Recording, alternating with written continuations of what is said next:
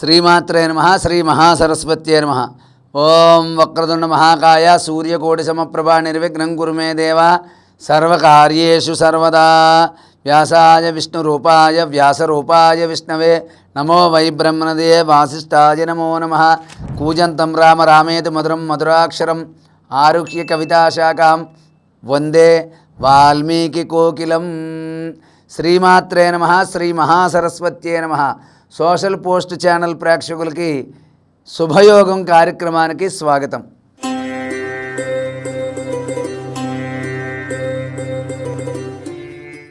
మనం ఈ రోజున శుభయోగం కార్యక్రమంలో ఒక చక్కని పరిహారం గురించి తెలుసుకుందాం.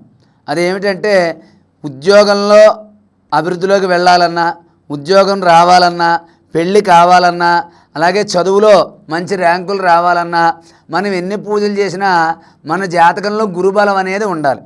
ఆ గురుబలం ఉంది, కానీ దాన్ని ఎలా పెంచుకోవాలి, గురుబలం ఏం చేస్తే పెరుగుతుంది అని చాలా సులువైన విధానంలో నేను మీకు తెలియజేస్తాను.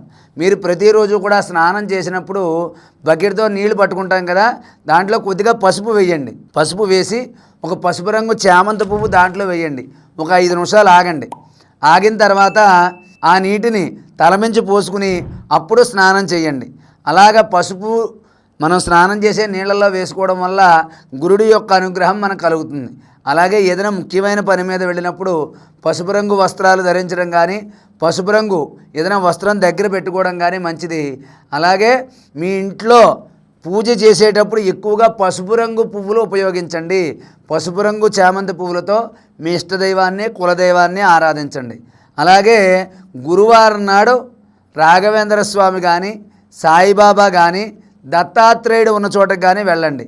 వెళ్ళి అక్కడ శనగపప్పు కొద్దిగా అక్కడ పెట్టి, దాని మీద ఒక రావి ఆకు పెట్టి, దాని మీద మళ్ళీ కొంచెం శనగపప్పు పెట్టి, ఒక మట్టి ప్రమిద పెట్టి 3 ఆవునేతి ఒత్తులు వేసి దీపారాధన చేయండి. ఓం బృహస్పతయే నమః, లేకపోతే ఓం దక్షిణామూర్తయే నమః, ఓం ద్రాం దత్తాత్రేయాయ నమః. మీకు ఏది సులువుగా ఉంటే అది చదువుకోండి. ప్రధానంగా ఓం ద్రాం దత్తాత్రేయాయ నమః మంత్రాన్ని చదువుకుంటూ 27 సార్లు ప్రదక్షిణ చేయండి. చేసిన తర్వాత కొబ్బరికాయ కొట్టి 2 జామ పళ్ళు, 4 అరటిపళ్ళు నైవేద్యంగా పెట్టండి. అదేవిధంగా పసుపు రంగు పువ్వులు, చామంతి పువ్వులు కానీ, ఏవైనా సరే పసుపు రంగు గులాబీ పువ్వులు కానీ దండగా గుచ్చి ఆ దత్తాత్రేయుడికి వెయ్యండి.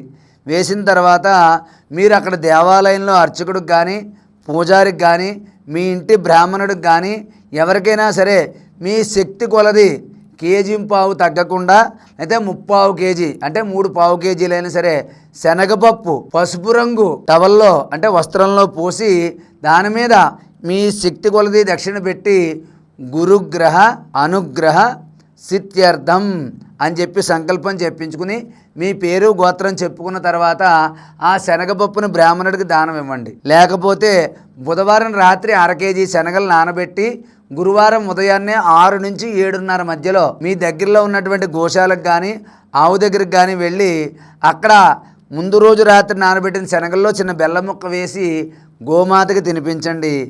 అదేవిధంగా ఇంకా శక్తి గలవారు మమ్మల్ని సంప్రదించి మీ ఇంట్లో గురుగ్రహానికి పూజ జరిపించుకుని మూలమంత్రంతో హోమం జరిపించుకుంటే మీకు సంపూర్ణంగా గురుబలం పెరుగుతుంది. మీరు విద్యలో, ఉద్యోగంలో, వ్యాపారంలో అన్నింటిలో కూడా ముందంజ వేస్తారు. కాబట్టి మీరు ఇలాగ గురుబలం పెంచుకోవడానికి ఇవే కాకుండా మరిన్ని పరిహారాల కోసం కింద కనిపించే నెంబర్కి ఫోన్ చేసి మీ సమస్యలు తెలియజేయండి. మీ ఇంట్లో గురుగ్రహానికి సంబంధించిన పూజ జరిపించుకుని గురుబలం పెంచుకుని సంపూర్ణ ఆయురారోగ్యాలతో జీవించండి. సర్వే జనా సుఖినో భవంతు. స్వస్తి.